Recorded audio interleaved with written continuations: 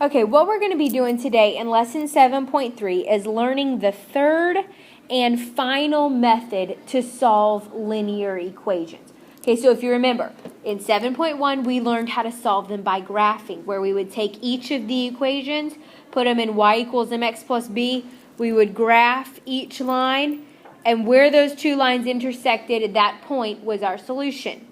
Then in 7.2, we did substitution, which substitution meant I got one variable by itself, so I got like y equals x plus 2, and I would plug this x plus 2 into the other equation for y.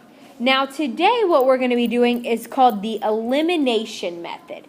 And what I'm doing is I'm trying to totally eliminate one of my variables so I could solve to find the other one. This is probably my favorite way to do it. I think this one's the easiest, okay? But again, everybody's different, so you might like one of the other ones. All right? What you're going to do here is in example 1, they've given us our two linear equations, okay? So if I were graphing, I'd put it in y equals mx plus b and graph it. If I was doing substitution, I'd get one variable by itself. But now I'm doing elimination.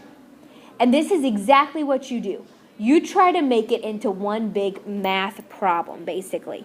So I'm going to take these, and I'm going to treat it like it's an addition problem.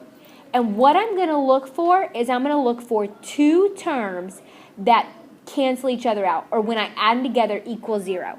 So let's see. When I add the x's together, will those equal 0? Negative 1 plus 1? Yep, guess what that means? I can cancel those out and solve this like a regular problem. 2y plus 6y equals 8y. Negative 8 plus negative 16 is negative 24. And look how easy that is. All I got to do is solve for y.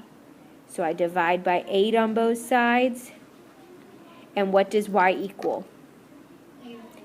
Negative 3. Negative 3. How simple was that? Okay, now I've got to plug it back in because I got to find x still. So I can't forget about that. So guess what? I can plug this y in to either equation. It does not matter. It's your choice. You'll get the exact same answer for x, either one. So let's just do the first one. Negative 1x plus 2 times, what did I find that y was? Negative 3 equals negative 8. Negative 1x. 2 times negative 3 is negative 6.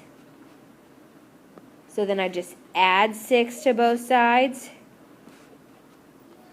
And I get negative 1x is equal to negative 2. Is that my answer? Is x equal to negative 2? No. What do I got to do? Divide by negative 1, which is going to make x equal to what? Positive 2. And there's my answer. That's how you do elimination method. Okay?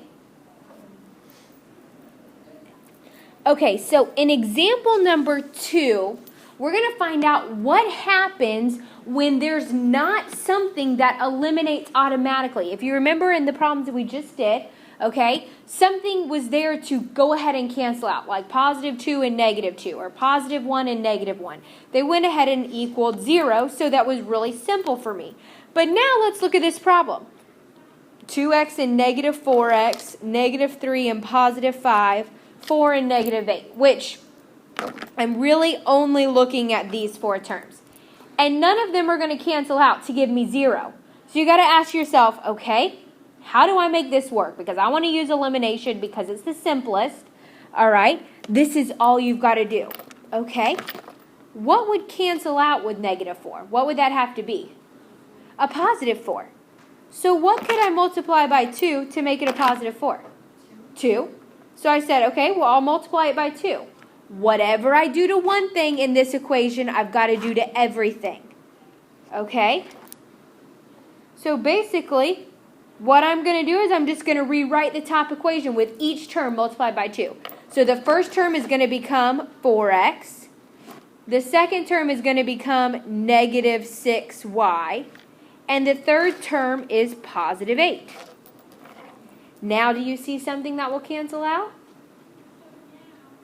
The negative 4 and the positive 4. So does everybody see how we were able to do that? Now, here's the catch. You can only ever multiply. Like I could never say, oh, I need to make this a positive 2. So I divide by 2. You never, ever, ever want to divide. You always want to use multiplication. And you always need to have one term that's positive and one term that's negative.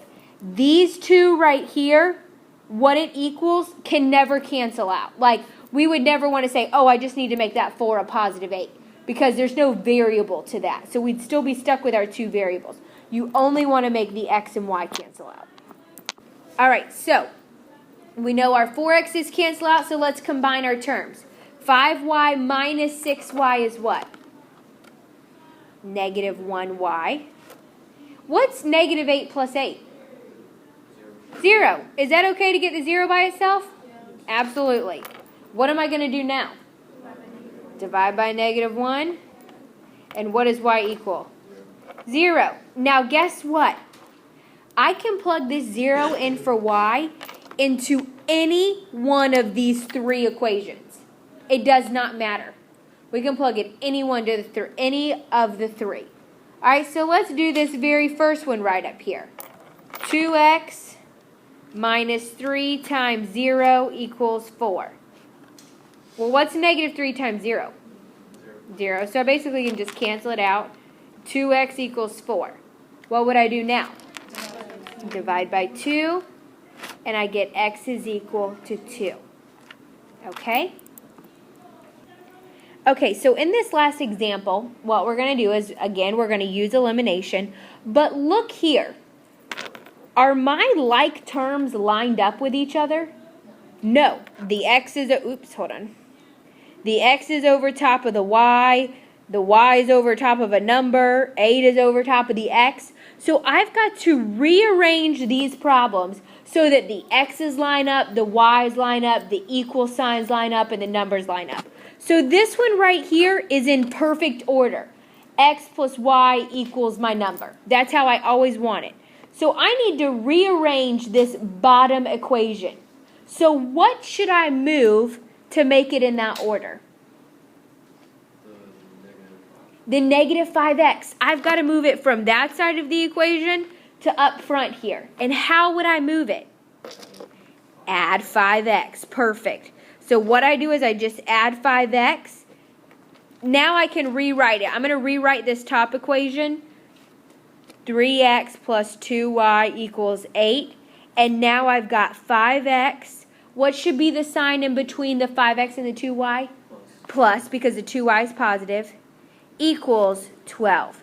Now look how everything lines up together. Okay? Does everybody see? You have to do that first. If you ever see that it does not line up, I've got to move things around to make it line up. All right? So now, do you see anything that I can cancel out? Did it 3 and 5 cancel out? No. Well, you say, oh, but 2 and 2, but they're both positive. So 2 plus 2 is 4. So what would I multiply by that to make it cancel out? Negative 1. All you'd need to do is say, okay, well, let's just multiply this one by negative 1. Because what's 2 times negative 1? Negative 2. Aha, then it cancels out.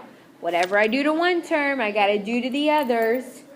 All right, so I'm going to erase the sign here. I'm going to subtract 3x.